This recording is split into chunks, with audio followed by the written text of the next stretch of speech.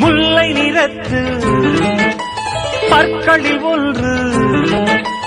தள்ளி உள்ளதே அதுவா, தள்ளி உள்ளதே அதுவா, சங்கு கழுத்தை பாசிமணிகள் தடவுகின்றதே அதுவா, தடவுகின்றதே அதுவா,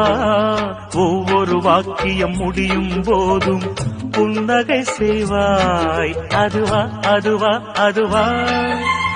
ஓரிரு வார்த்தை தப்பாய் போனால் உதடு கடிப்பாய் அதுவா, அதுவா, அதுவா, அதை அறியாமல் விடமாட்டேன், அதுவரை உன்னை தொடமாட்டேன்,